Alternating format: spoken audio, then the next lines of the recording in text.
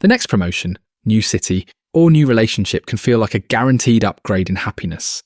In your head, the future looks vivid, and the present looks like a waiting room for better days.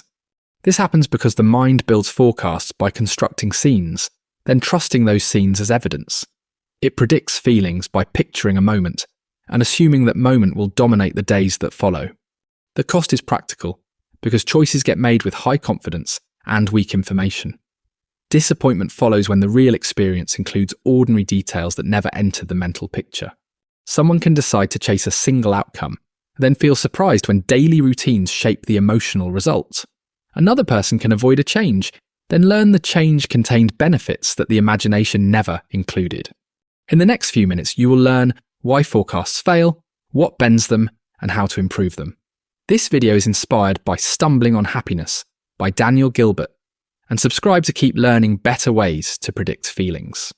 Prospection is the mind's act of imagining possible futures, treating them as if they were previews. It works by using memory to assemble fragments into a scene that feels real enough to judge emotionally. This ability is useful because it guides planning, warns about risk, and helps people choose between options. However, it can also mislead because the scene can feel complete, even when it contains only a small slice of life. One forecast might focus on applause at a new job, while ignoring commuting, meetings, and quiet evenings. Another forecast might focus on a scary first week, while ignoring how quickly routines form and reduce intensity. These mental simulations can let a single highlight stand in for the full experience that follows. When highlights drive the forecast, the choice can be based on an imagined peak rather than daily reality. A better approach is to list the ordinary parts of the change before judging how it will feel overall. Write 2 columns for highlights and daily details, then compare them before making a big decision. Subjectivity means that a feeling is private, so no one can directly access another person's inner experience. Since feelings are private, people infer happiness from stories, expressions, and memories that may be incomplete. This matters because decisions often depend on what someone thinks a future self will experience from within. Such guesses can be wrong, as the same event can produce different emotions in different minds and contexts. 2 friends can take the same trip, see the same sights, and remember it with opposite emotional tones. One may recall calm and connection, while the other recalls fatigue and pressure from the same days.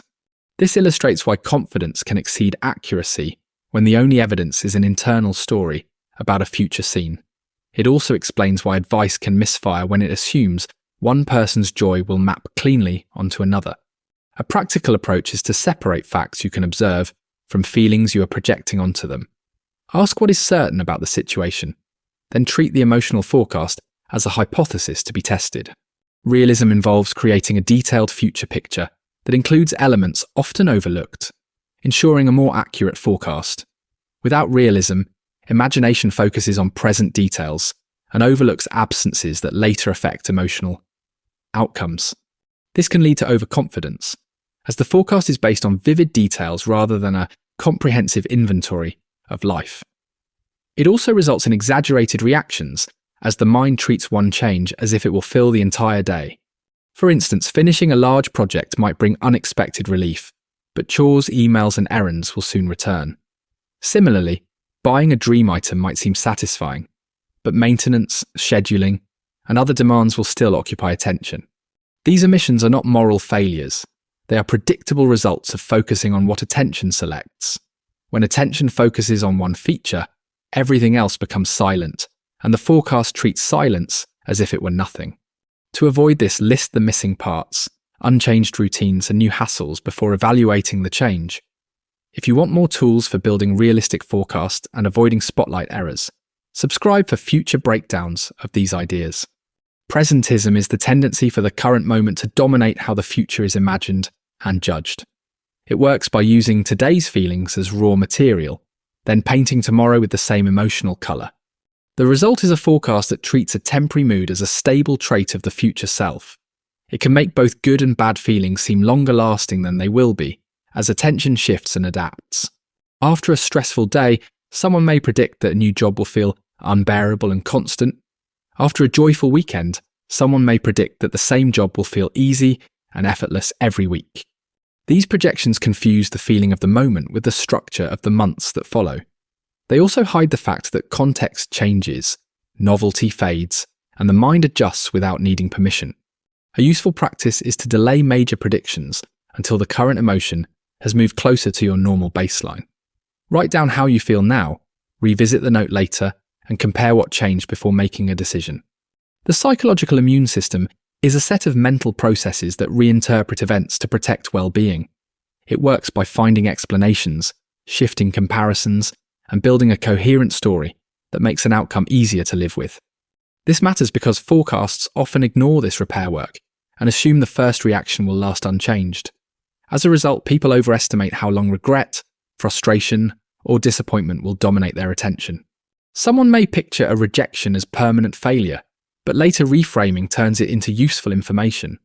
Another person might see a promotion as pure joy, but soon new worries and standards appear. In both cases, the feeling's not only about the event, but also about the meaning assigned afterward.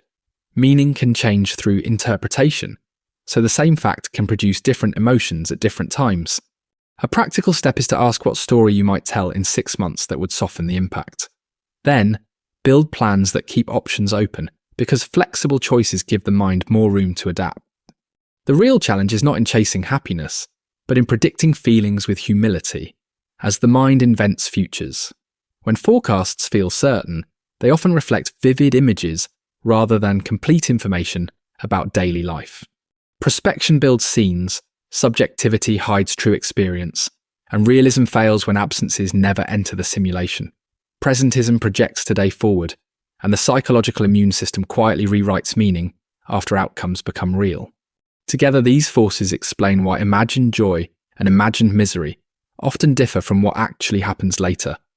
They also show why better forecasting comes from better methods, not from trying harder to picture one moment. Start by slowing big decisions, writing the ordinary details, and checking how much your current mood is steering the forecast. Then test assumptions with real data, including how similar people felt and how quickly adaptation usually happens. With practice, forecasts become less dramatic, and choices become more aligned with how life unfolds day by day. If you want a steady stream of tools for forecasting feelings and choosing wisely, subscribe for more practical breakdowns of these ideas.